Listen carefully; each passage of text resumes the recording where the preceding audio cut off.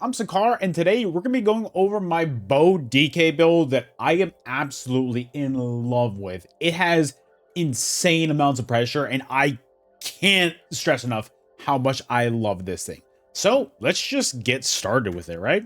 So we're going to be an Imperial DK. Doesn't really matter what race you are. I was trying this on my Imperial. I was doing this on my Dark Elf. Basically, the best way to play this is just compensate with your Mundus Stone afterwards. I like the Serpent. Serpent, you give it a little bit of extra recovery on your stam, and it makes it so that, you can just sustain, you're not losing all of your resources in 2 seconds. So personally, that's why I go with Serpent. You already have enough damage with here with everything else, so you don't really need it. Also, moving on, our attributes are going to be 26 points into health, 38 points into stamina, gives us a max magic pool of 15.1k, max health pool of 30.6k, and a max stam pool of 21.5k, so that's really nice. Our food is going to be Jewels of Misrule. It's going to increase our max health as well as give us extra magic and stamina recovery on top of that. So also moving on to our gear. Also, we're not really doing vampire stuff anymore. We're vampire stage 1, so it doesn't really count at all. So I just don't ever use it really anymore. I don't really like it anymore. It's too many, it costs too many resources. So moving on, we're going to be using Pyrebrand. Pyrebrand, that's why we're on a base DK. Pyrebrand is amazing amounts of damage. It is so crazy with the different kind of utility that you could have for this. I'm absolutely in love with this set, and a lot of you guys have been asking me, hey, is there an alternative to Pyrebrand? And in my honest opinion, no, there's not.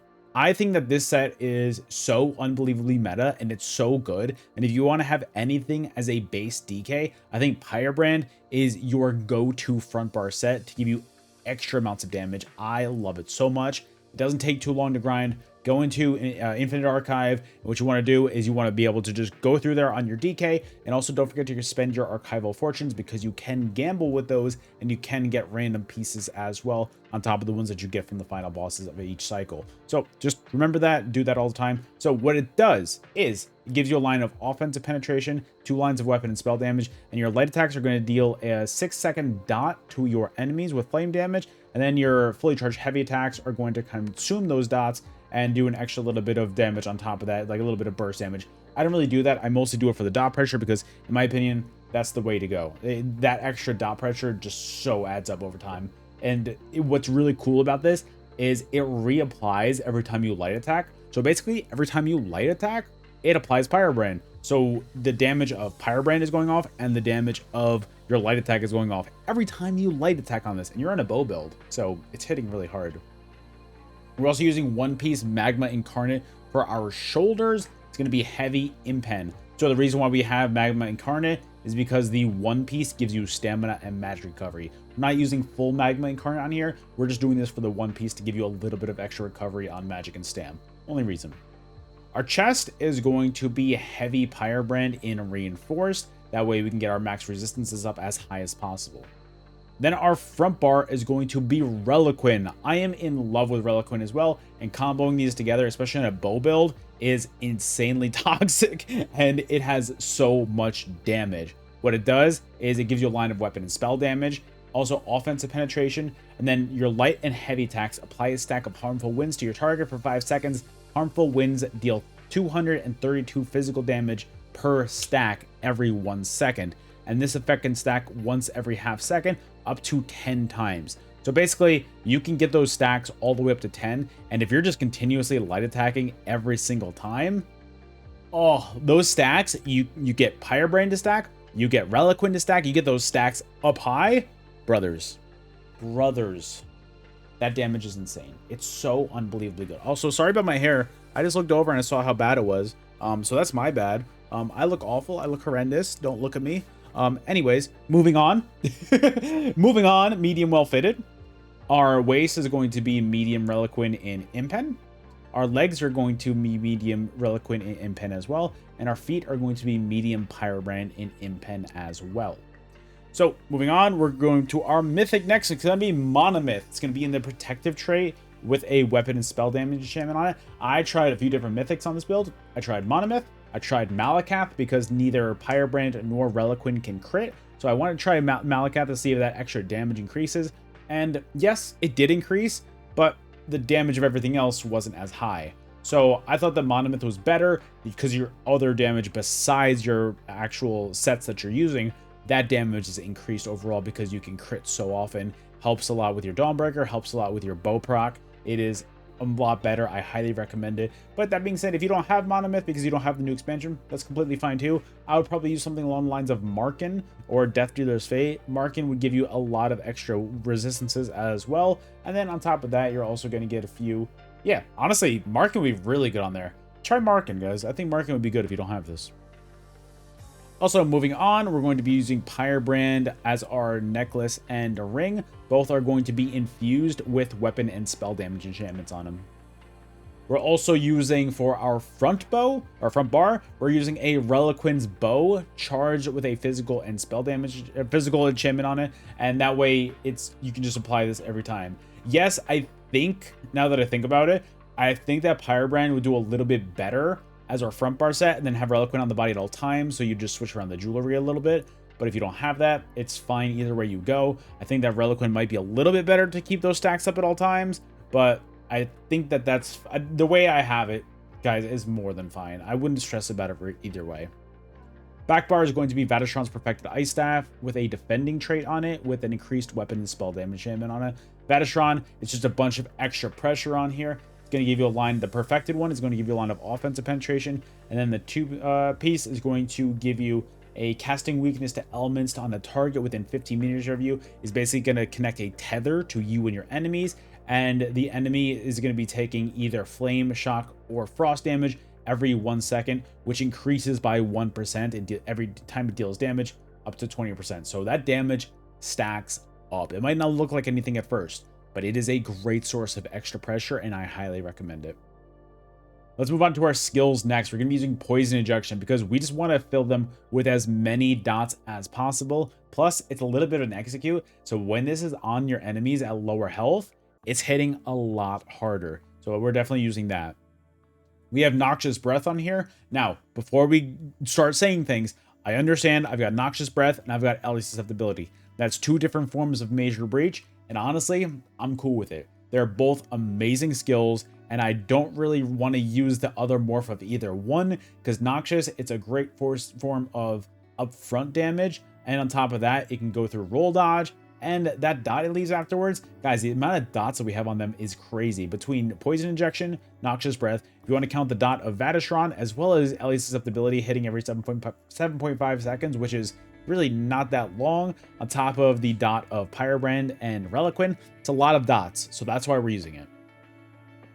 Flames of Oblivion, definitely a must-have on this build, because honestly, the burst damage alone on this is really good. You combo this with your other dots, it's an extra chunk of damage that I really like. And then on top of that, on either bar, you're also going to get Major Prophecy and Savagery, increasing your weapon and spell critical by 2,600, which is great for your overall crit percentage. You want that, especially with it being on your back bar as well. You can heal a lot more, and your heals crit a lot more as well.